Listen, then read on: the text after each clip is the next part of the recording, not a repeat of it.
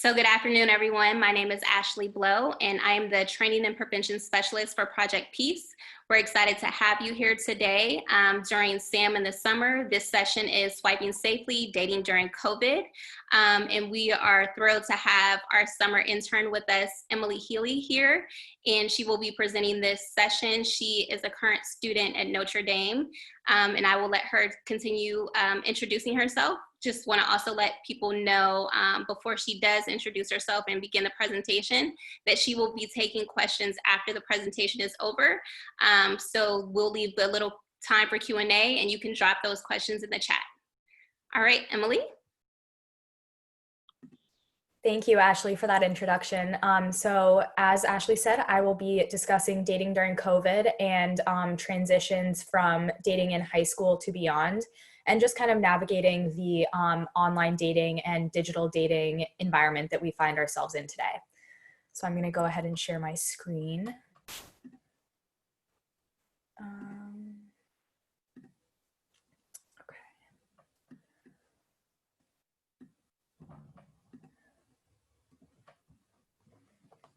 Okay, so as I said, I will be talking about, dating,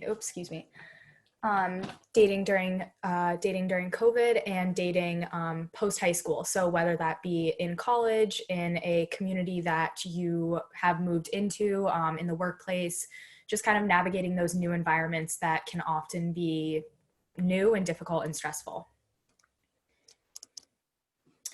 So initially, I'd like to advise everyone about the possibility of triggering content during this presentation. I will be talking about sexual violence and dating abuse, and people either who have experienced sexual violence and dating abuse or just the general public may be triggered, upset, or uncomfortable during this presentation.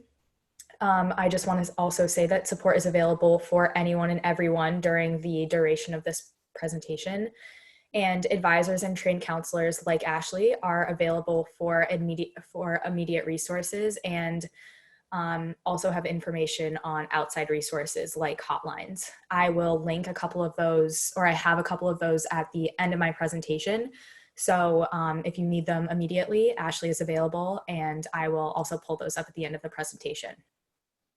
Lastly, all of the support that is given is completely confidential. And unless you feel comfortable, you do not have to share your gender, your race, your age, or your name.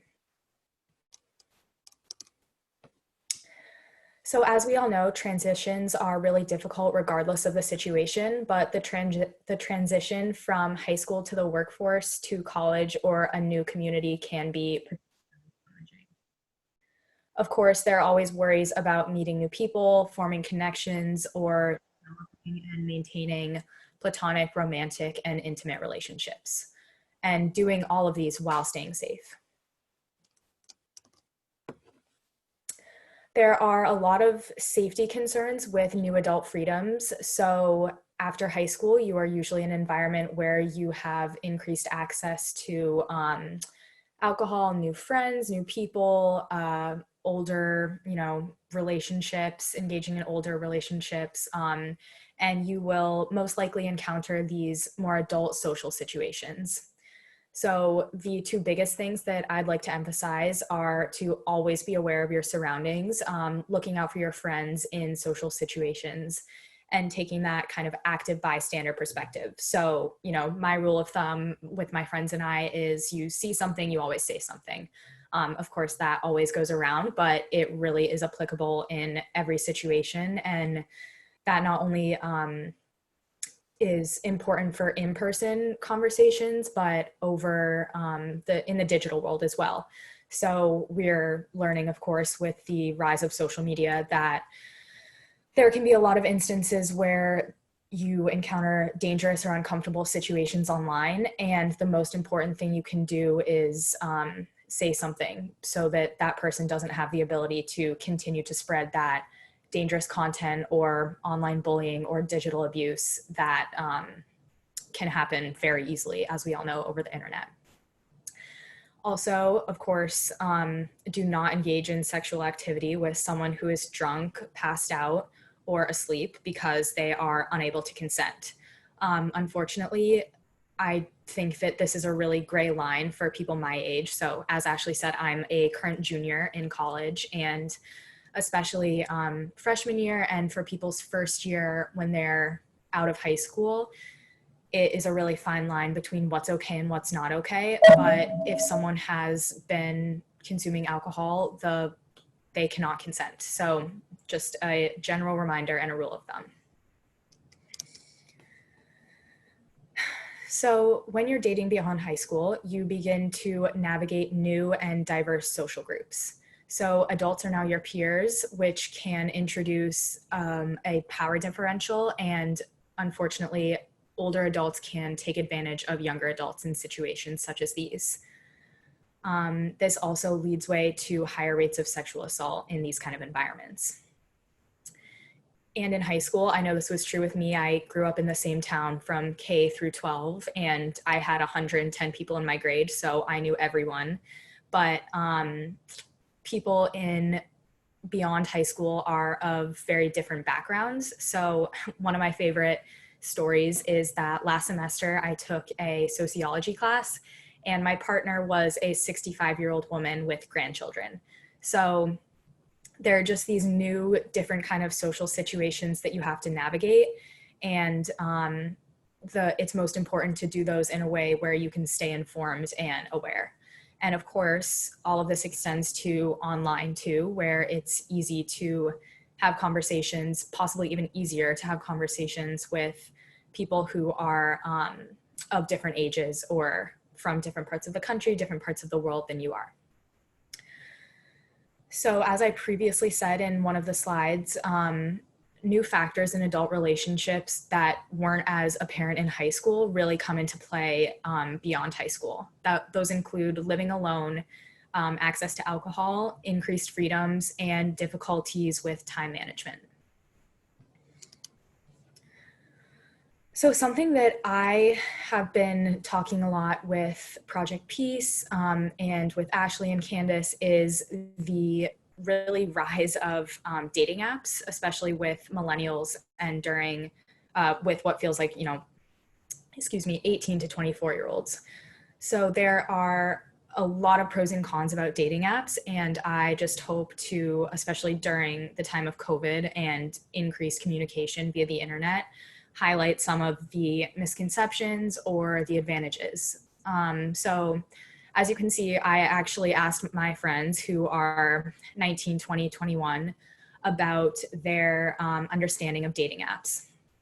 And a lot of them said that they use apps like Tinder to learn about parties in their area, or other social media or other, dating apps like Bumble throw parties, like sponsor events at certain schools.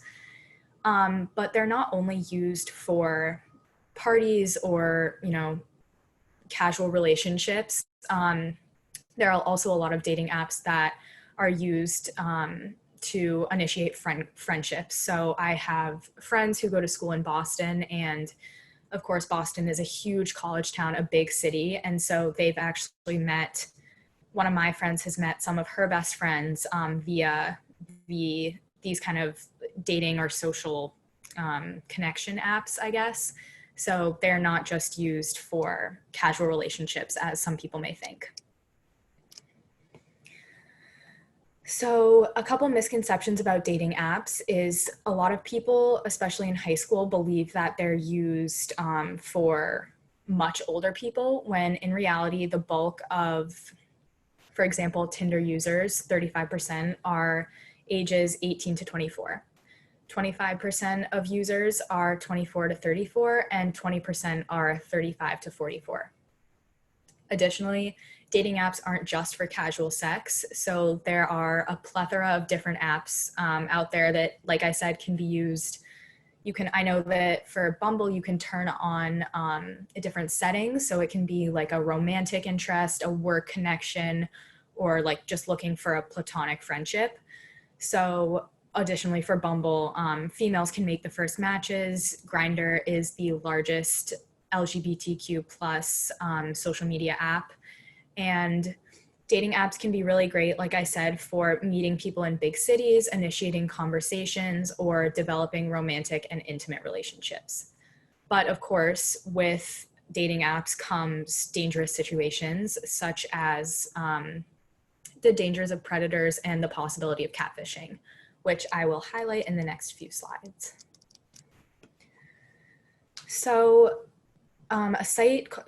Match.com screens for sexual predators, but apps like Tinder, Plenty of Fish, and OkCupid do not. So Plenty of Fish states that it does not conduct criminal background or identity verification checks on its users or otherwise inquire into the background of its users, which clearly presents a huge problem because there can be misinformed or inexperienced people that use dating apps, and they unfortunately are preyed on by predators. So even apps that do screen, are not completely reliable. As you can see in this text bubble, my friend told me that if she's meeting someone for coffee or for the first time, she makes sure to meet them in a public place and usually with one or two other friends to ensure that the person she met online, one, is the person they actually said they were, and two, is not someone that may take advantage of them. So again, in this situation, paying attention to those power differentials, both digitally and in person, is really important. Next, catfishing is the act of assuming a different identity in order to lure someone into a relationship. And I know that MTV had a TV show called Catfishing, and so it's kind of been a colloquial term since I've been growing up, but it is a very real thing and has lasting mental health effects. So catfishing really does happen. 43% of men have been catfished and 28% of women have. Catfishing can make people feel humiliated, some find it funny or heartbroken, and some had, as you can see from this diagram, 13% said they had serious or emotional distress. So something my friends advised when I asked them about the possibility of catfishing was make sure to video chat or get the Snapchat or Instagram or other social media handle of that person to ensure that you can verify their identity, and make sure always that you can verify the identity of someone you meet digitally before you meet them in person. So I'd like to take a moment to define digital abuse, which often is kind of not recognized as much as physical or emotional abuse because it's fairly new. Digital abuse is a type of abuse that uses technology, especially texting or social media. Digital abuse is more common among younger adults, so people my age that are just recently graduated high school or kind of moving through college or are in the workforce. But of course, it can happen to anyone who uses technology. So examples of digital abuse can include repeated unwanted calls or texts, harassment on social media, pressure to send nude or private pictures, which is called sexting, using text or social media to check up on someone, insult someone, or control who someone can or can't be friends with. It can also include demanding your password to social media sites and email, and demanding that someone replies right away to text, calls, and emails. Of course, in such a digitalized society, and for millennials or people ages 18 to 24 that constantly have their phones on them, who feel like social media is another arm, this digital abuse is a very real thing and can be really scary and difficult. So it's important to know what digital abuse looks like, especially if you are engaging in these social or dating apps, like I previously stated. So a few safety tips that I have definitely used in my time at college are always communicate with your friends about your location. One thing I make sure to do with all my close friends is share my location through the Find My iPhone app. So that's really easy. You don't have to download anything. That way your friends can see your location, they can actually get directions to your location, and you don't have to do anything. It's just automatically there.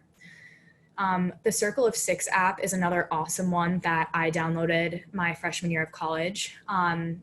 Circle of Six was originally designed for college students to prevent sexual violence, but it's also handy for teenagers, parents, communities, or friends who are seeking to foster healthy relationships safely.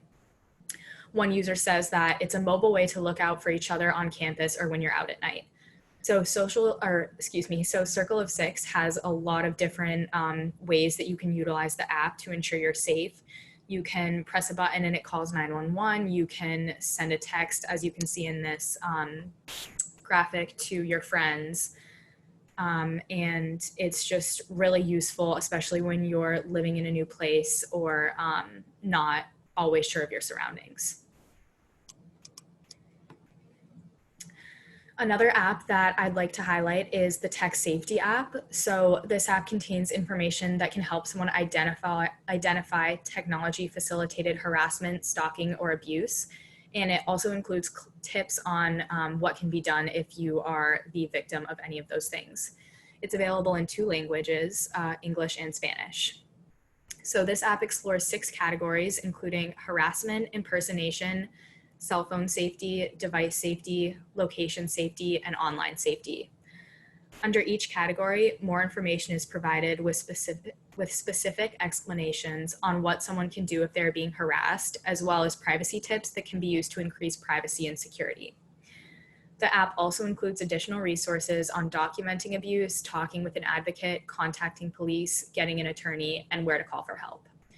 So with the internet, of course, like I said, being utilized so heavily today among everyone, unfortunately, one of the cons is catfishing, predators, digital abuse, but one of the pros is the surfacing of apps like Tech Safety or Circle of Six, which ensure that if you're in a dangerous situation, you have resources to call for help. And if you are the victim of a dangerous situation, you have adequate resources. So next, kind of on a more personal note, I decided to ask my boyfriend about just a couple questions to get his take on relationships beyond high school. So the first question I asked him was, how do you work to maintain a healthy relationship beyond high school? He really emphasized to me that commitment and trust are 2 important factors, and that finding a healthy balance between school, sports, clubs, and other social relationships is really important. He told me that an intimate relationship is another piece of the pie, not something your life revolves around.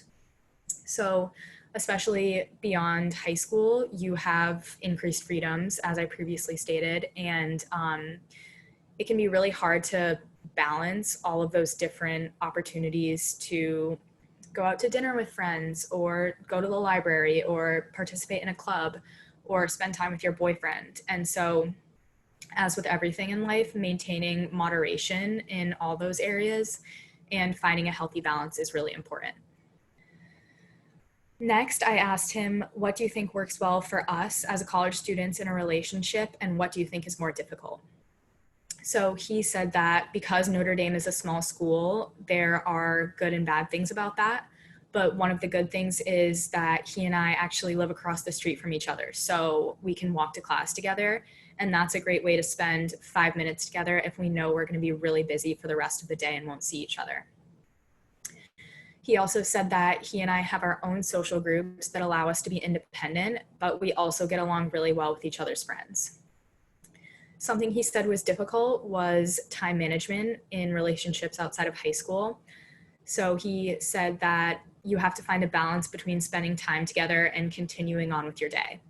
He said, we can't sit on the couch and watch a movie every time we hang out, but we can dedicate an hour to schoolwork and an hour to relaxing and watching Netflix or getting dinner together.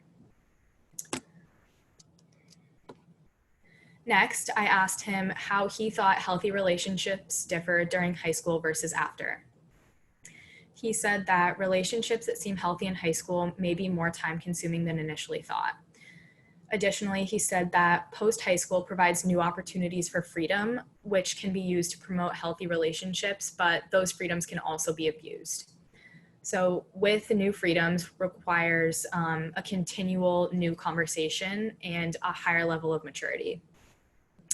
I like to think of it, what he and I often emphasize in our relationship is we're just mutually coexisting. So we're two independent people and we have our independent goals and lives, and we walk on the same path for a lot of it. But he and I try to really emphasize, especially with our busy schedules, that we make time to see each other for an hour or so a day, but our goals and what we have to do, going to class or doing work, we have to put those things first.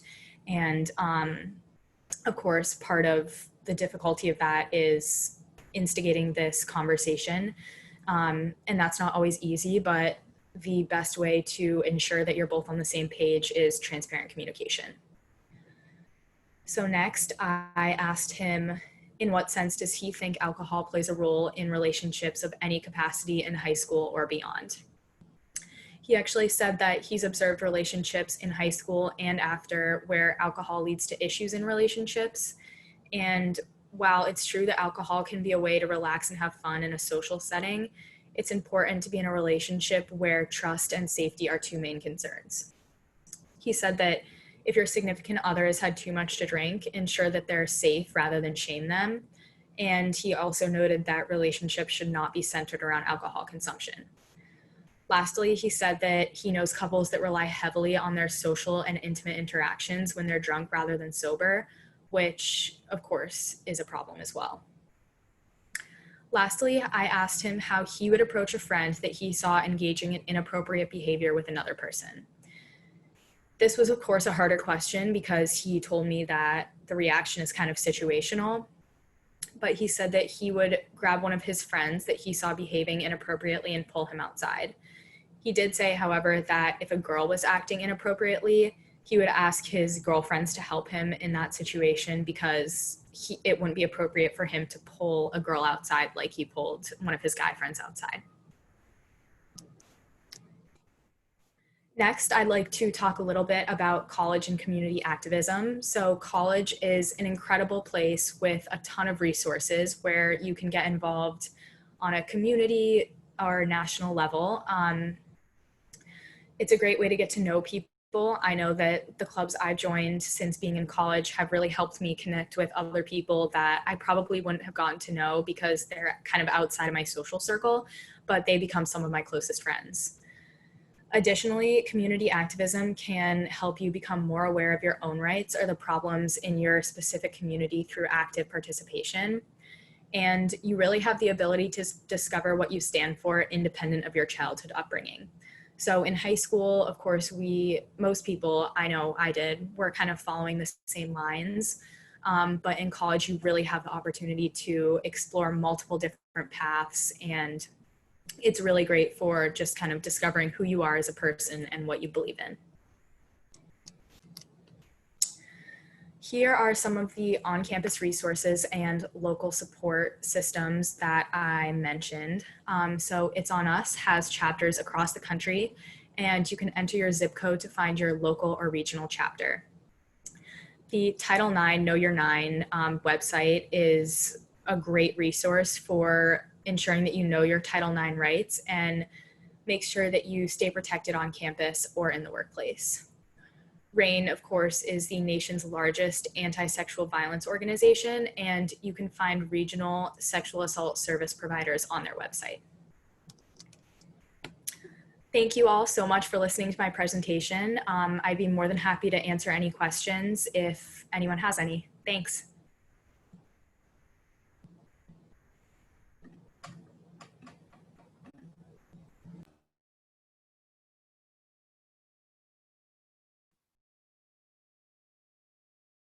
Thanks, Emily. Waiting for the questions to come in.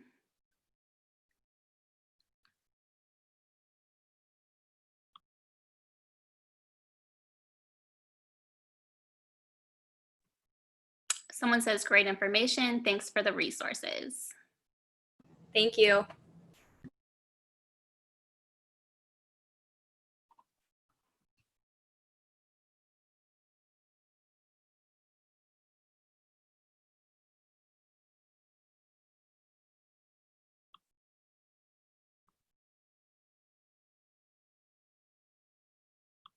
As Emily stated, if you have any questions, you can go ahead and pop those in the chat. Any thoughts about anything that Emily discussed? This is a great time to leave those as well.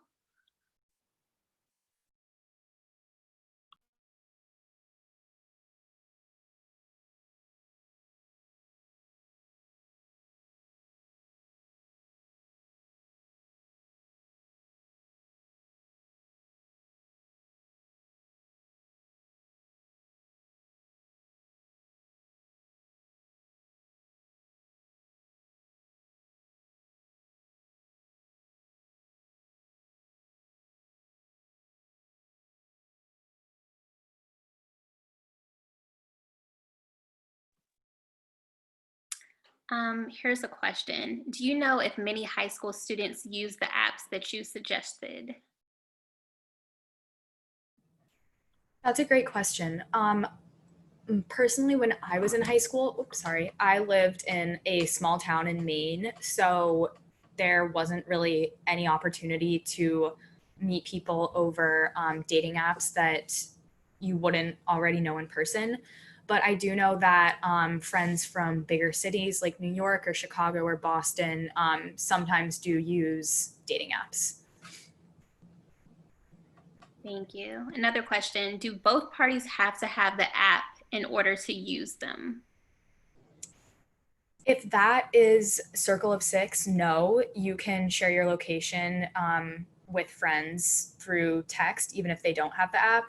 And for Find My iPhone, the app it's like just on your iPhone. So I believe technically both parties would have to have access to that, but I'm not totally positive. Ashley, if you have any feedback too, please feel free to jump in. I believe that both parties have to have it, yes.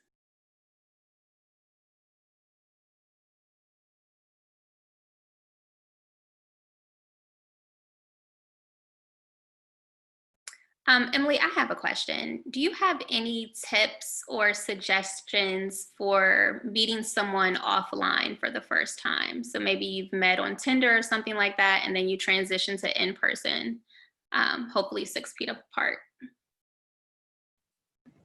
Yeah, that's a great question. I would say definitely meet someone in a public space. I know that when I've connected before I met my boyfriend, when I connected with someone who was interested in meeting in person, I always asked around to like mutual friends or acquaintances to see if they knew that person. And usually, especially on a small campus or in a smaller community, someone does know that person. So I guess I would always recommend, like I said, meeting in a public place and definitely ensuring that you verify the identity of that person before you meet them. And definitely sharing your location with a friend before you go on that date or grab coffee or just meet that new person. Great And suggestions. Thanks.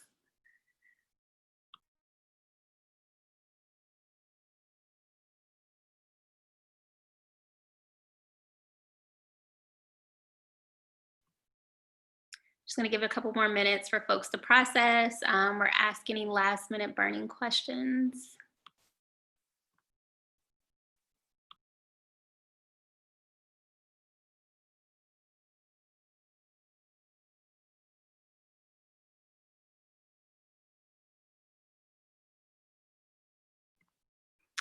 So here's one. How do you report someone if you find out they are catfishing others?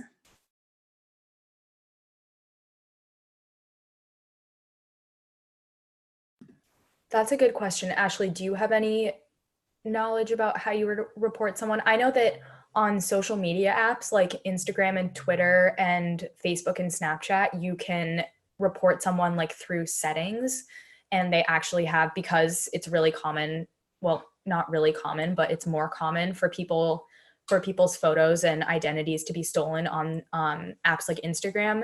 They have a specific category for reporting people who are catfishing. And then, thanks, Emily. So for the dating apps, a lot of them, such as Plenty of Fish, Tinder, or Hinge, they have a button that says report, and they give you different options for what and why you want to report, and you can report the catfishing or it might be digital abuse that you might be experiencing, or it may be scamming or things like that. So there will be different options under report that you can let the company or the app know that someone is catfishing. Are there any introduction courses in college about alcohol, dating, etc. that students need to take during orientation? That's a great question. In my experience, yes, there are. So we had a 1-credit course my freshman year, both fall and spring semester, called Moreau. And that was just an overall introductory course for freshmen about dating violence, sexual abuse, conversations about race, finances, different classes in college. It was just kind of like a comprehensive overview of, hey, now you're living on your own, you're in college, like here are some different things that you might be confronted with. And I know that across the nation, most colleges are working on implementing more like open and candid conversations around alcohol and dating and sexual abuse. So it's definitely an ongoing discussion that's getting better and better as time progresses. That's a great question. Thanks, Emily. And if I could just add to that, I would say that, when students are thinking about college selection, that this might be something that they think about: what type of education is provided around these issues, and what are the safety precautions that different colleges and universities are taking to protect students.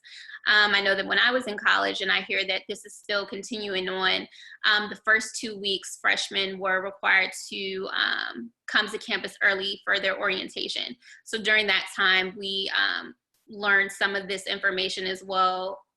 And we were also given a self-defense class. So it definitely varies from campus to campus. But I would say, like, when you're doing your research with all the other things, whether it's, do they have students graduating at the top of their class and getting jobs with this particular major and things like that, you want to look at the safetyness of the school as well, and what they offer to protect you as a student.